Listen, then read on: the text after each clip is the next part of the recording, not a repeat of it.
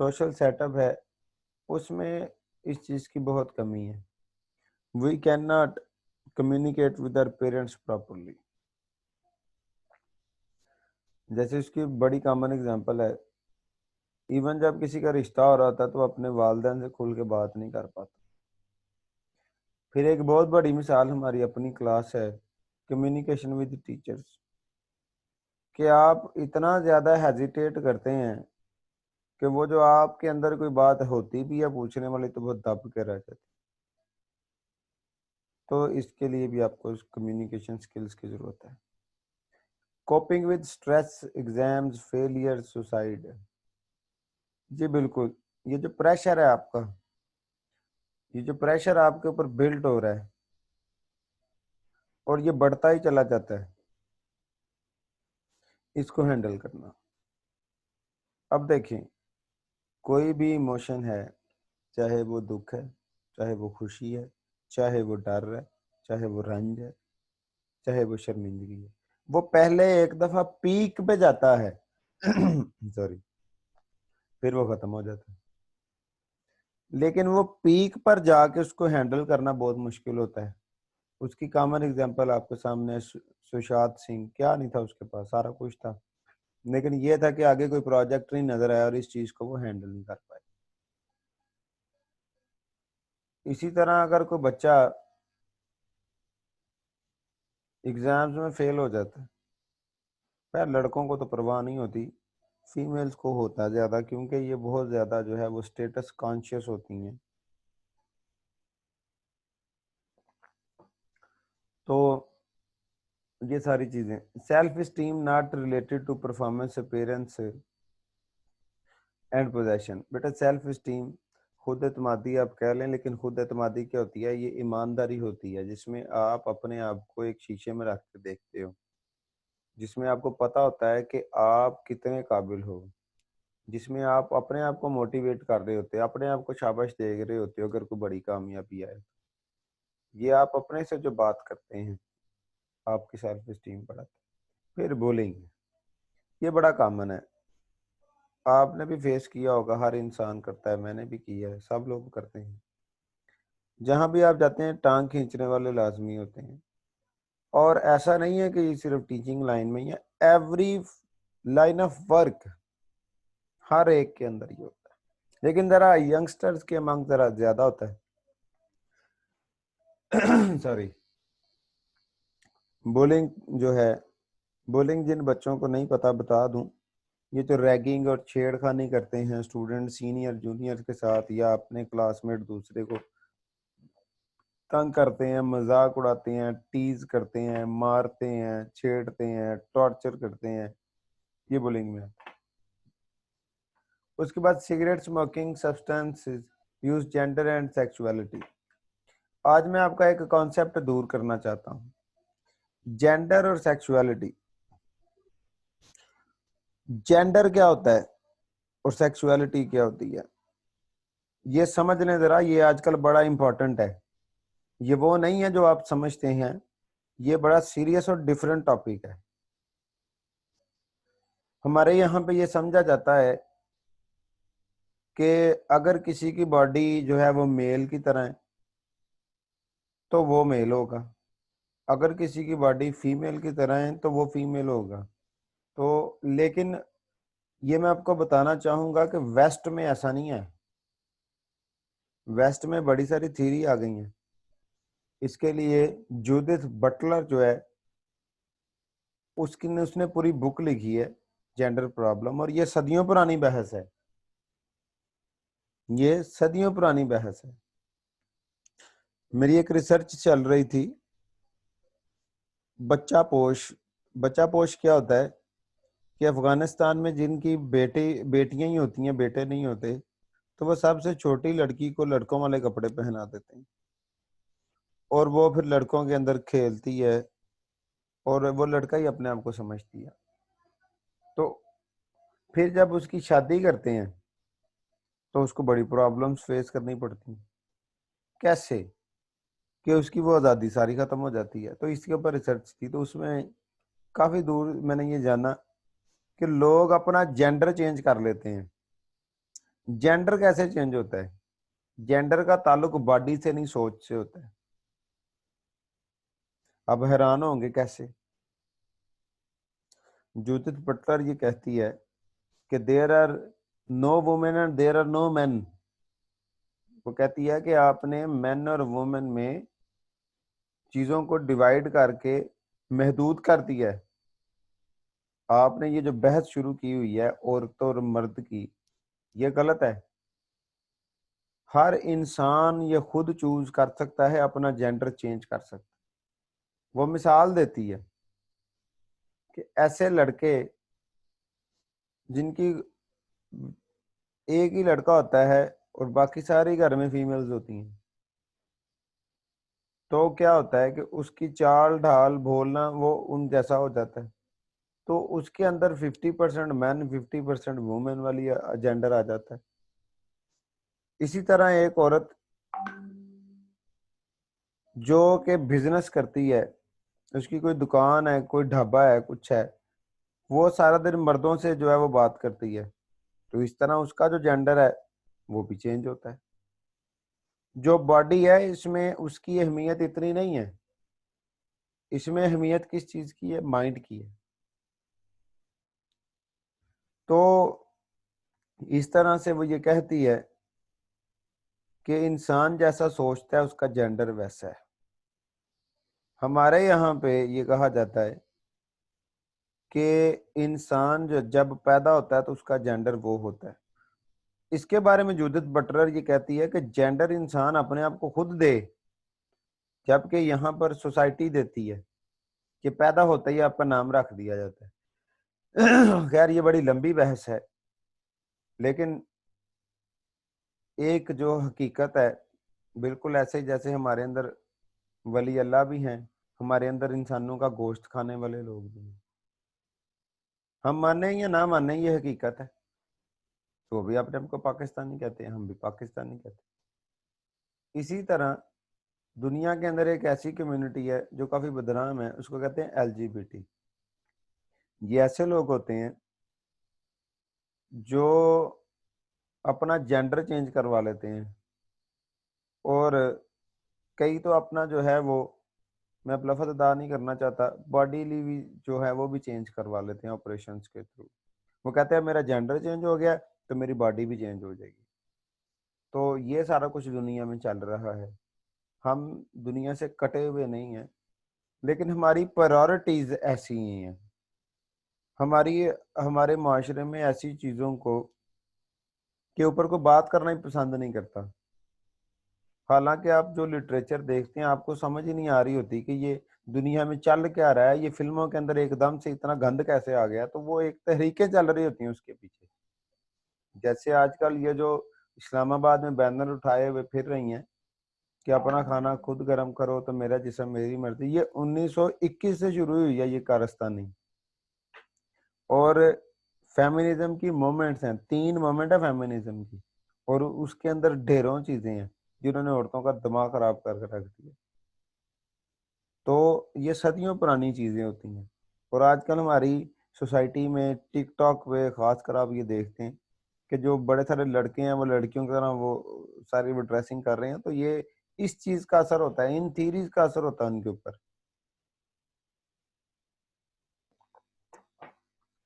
Motivation to study on regular basis. जी बिल्कुल, ये एक कॉमन प्रॉब्लम है यूथ के दरमियान कि उन्हें कोई ना कोई जो मोटिवेशन का इंजेक्शन है वो लगाना पड़ता है ताकि वो अपनी स्टडीज की तरफ हों। और इनमें वो बच्चे बेस्ट होते हैं जो मोटिवेशन का इंजेक्शन अपने आप को खुद ही लगा लेते हैं, अपनी सेल्फ स्टीम को खुद ही बढ़ा देते हैं।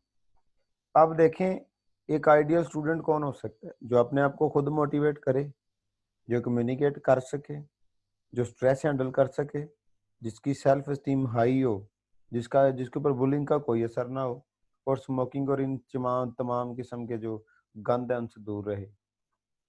सो ये वो तमाम चीजें हैं। आप अपने आप को यहाँ सेंटर में खड़ा करके देख लें और फिर आप देख लें, क्योंकि सेल्फ स्टीम आपकी जो खुद एतमादी है और जो आपका आईना है वो आपको नजर आ जाएगा कि मोटिवेशन कितनी क्यों है स्टडीज के आपके ऊपर। कितना कम्युनिकेट करते हैं आप टीचर्स के ऊपर, स्ट्रेस को किस तरह से हैंडल करते हैं आप, सेल्फ स्टीम कितनी हाई है आप लोगों की, परफॉर्मेंस कैसे बढ़ती है आपकी, और बुलिंग जो है उसका क्या असर होता है आपके ऊपर। थ्री इडियट्स आपने देखी। और जेंडर और सेक्सुअलिटी जो है इसका कितना को पता है आपको। बेटा कैम ऑफ करें अपना, there is no need to make your cam on, camera off करें अपना।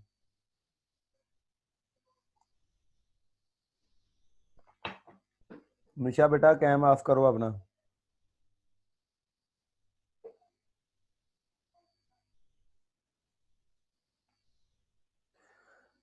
देन नेक्स्ट चलते हैं। तो जब किसी की जिंदगी में कोई प्रॉब्लम चल रही हो तो ये स्लाइड को देख लेना गौर से, एक दफा सेव कर लो इसको। The 10 core life skills, first of all communication skills, ये आपका कोर्स भी शायद आएगा। So how to communicate, communicate का मतलब क्या होता है। कम्युनिकेट का मतलब होता है how to receive and give information, वो कोई भी हो सकती है। ये बड़ी सिंपल डेफिनेशन है, इसको सिर्फ बात करना नहीं कहा जा सकता। How to give and receive information. Then problem solving, कहते हैं कि मुश्किल में घबराना एक और मुश्किल है। तो जब आप पर प्रॉब्लम पड़ती है, आजमाइश आती है, तो आप क्या करते हो। जो तो घबरा जाता है वो तो क्या, problem solving. Critical thinking, critical thinking होती है तस्वीर के दोनों रुख, के आप किसी भी चीज के पॉजिटिव और नेगेटिव पहलुओं को, अपनी पसंद और नापसंद को एक साइड पर रख के किस तरह से जो है वो उजागर करते हो। फॉर एग्जाम्पल पकोड़े हैं, तो अगर किसी को पसंद है तो वो उसको पकोड़ों में शहद ही नजर आएगा, वो कहेगा पकोड़े जो है वो सेहत के लिए अच्छे होते हैं। तो ये कोई क्रिटिकल नहीं है, ये कोई क्रिटिसिज्म नहीं है, बल्कि एक बंदा उसको ना पसंद है, वो कही जाएगा जी ये ठीक ही नहीं होते, सेहत बंदा मर जाता खा के, ये भी गलत है। जो दूसरा बंदा न्यूट्रल है, जिसको पसंद है या ना पसंद है, वो अपनी पसंद नापसंद को साइड पे रखे। जैसे कल मैं एक पोस्ट जो है वो पढ़ रहा था, तो उसमें लिखा था कि अगर मैं इमरान खान से मुतफिक नहीं हूँ तो इसका कतई ये मतलब नहीं है कि मैं जरदारी और नवाज शरीफ को सपोर्ट कर रहा हूँ। तो ये होती है क्रिटिकल थिंकिंग।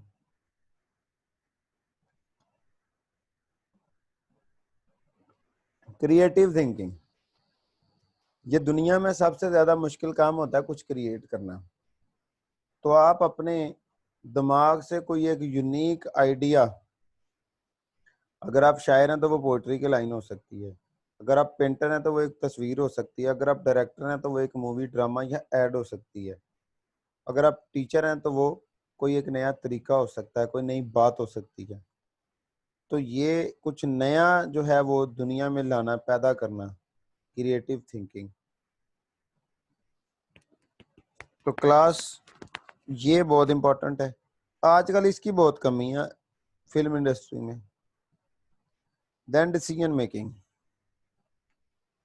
फैसला करना, ये बहुत बहुत ज्यादा अहम चीज है।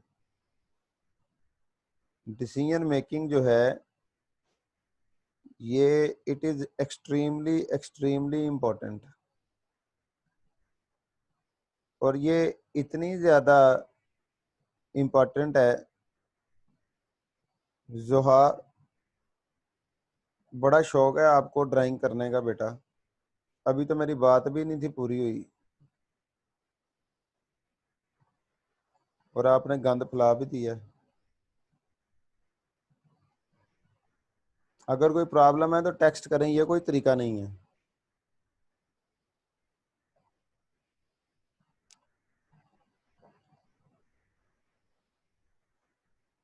अगर कोई प्रॉब्लम है तो टेक्स्ट करें, इस तरह से जो है वो अपना करें स्लाइड के ऊपर।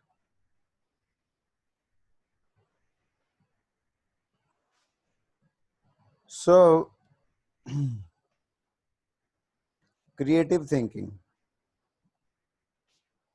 Creative thinking mean to create something new. Critical thinking mean कि अपनी पसंद और नापसंद को एक साइड पे रख के किसी चीज में से नुक्स निकालना या नक्स निकालना, उसको पॉइंट आउट करना और फिर ये भी बताना कि ये कैसे बेहतर हो सकती है।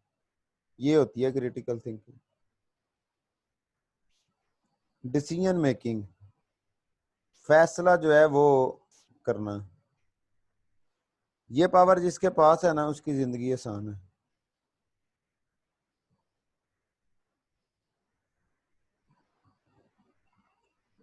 लेकिन हमारे सोशल सेटअप में हमारे फैसले ज्यादातर लोग दूसरे ही करते हैं। फिर आ जाता है इंटरपर्सनल रिलेशनशिप, कि आपके दूसरे लोगों के दरमियान जो है वो कैसे ताल्लुकात हैं,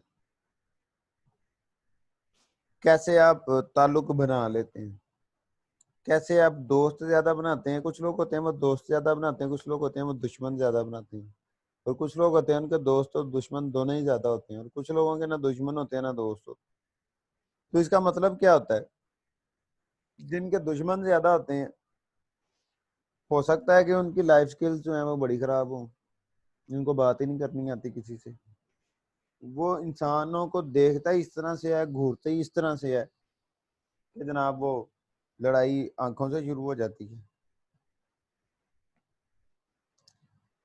उसके बाद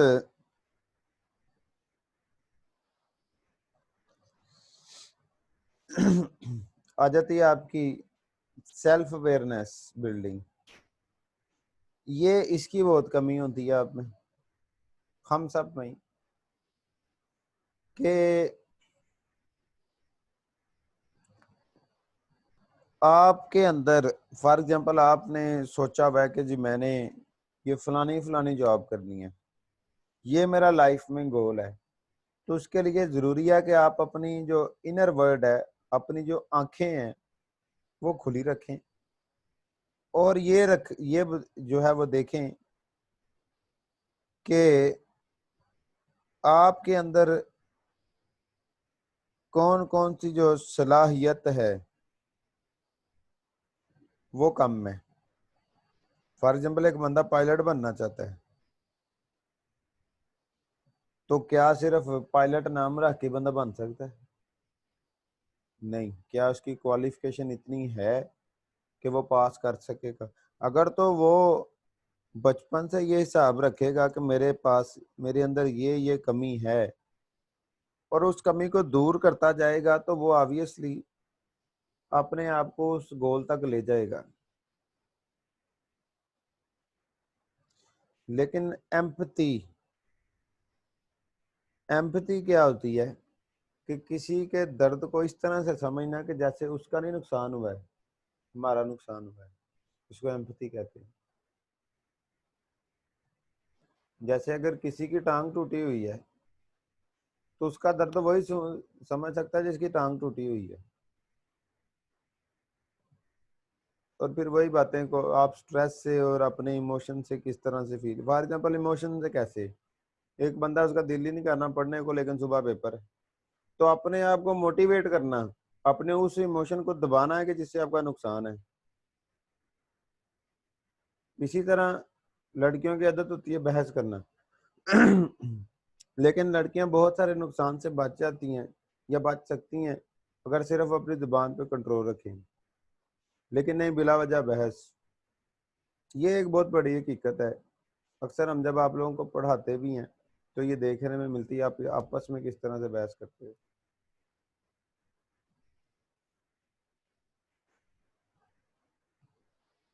नेक्स्ट है जी verbal and non verbal communication. ये कम्युनिकेशन स्किल्स की बात कर रहे हैं बेटा। वर्बल कम्युनिकेशन जो आप बोल के करते हो, नॉन वर्बल जो आप बोलते नहीं। इशारा कर देना, सर मार देना, घूर देना, गुस्से से नीचे देखना, बुड़बुड़ाना, कंधे उचकाना, जो है वो माथे पे तेवर लाना, तो ये सारी जो चीजें हैं बेटा ये नॉन वर्बल में आती हैं। एक्टिव लिसनिंग, आप कितने अच्छे लिसनर हो। अगर आप अच्छे लिसनर हो तो ये बहुत बड़ी नेमत है। You should be active listener and a good speaker, तो फिर फायदा है। लेकिन अगर आप एक अच्छे लिसनर हो लेकिन बुरे स्पीकर हो तो फिर फायदा नहीं। उसमें कम्युनिकेशन स्किल्स पैदा करें। ऐसा नहीं है कि अल्लाह ताला ने कोई सिम कार्ड डाल दिया आपका नेटवर्क नहीं चेंज हो सकता। नो, अब तो गूंगे लोग किताबें लिख रहे हैं।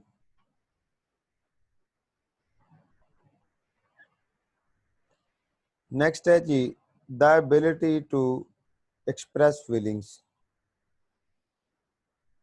जी अपनी जो फीलिंग है उनको बयान करना सही तरीके से। लेकिन हम अपनी जो गुस्से वाली फीलिंग है सिर्फ उसको ही सही तरह से बयान कर पाते हैं, बाकियों को नहीं। तो सारी की सारी जो फीलिंग है उसको जो है वो आपने बयान करना है। Give feedback. फीडबैक होता है कि जब आपके सामने कोई एक्शन किया जाए तो आप क्या करते हो, उसका एक रद्द अमल देते हो। उसका जो रद्द अमल आप देते हो वो फीडबैक होता है। जैसे आपके पास क्लासेस में पूछने आते हैं जी समझ आ रही है नहीं आ रही, ये भी फीडबैक है। लेकिन एक फीडबैक वो भी होता है कि जो नॉन वर्बल फीडबैक है।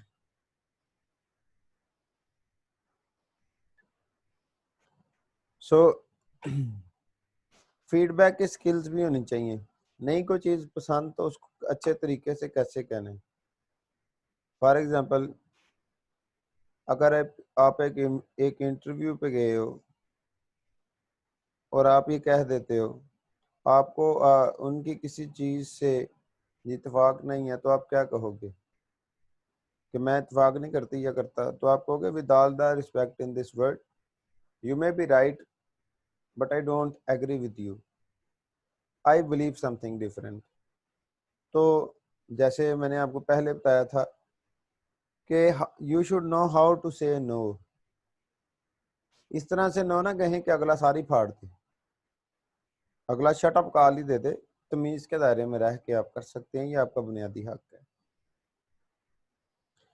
Presentation skills, you should know how to present, how to talk in front of people, and how to talk in an impressive way in front of people. Public speaking skills,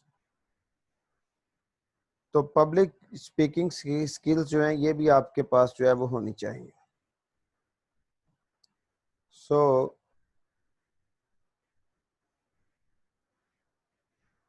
the time is 10:40, तो आज के लिए इतना ही काफ़ी है। If you have any question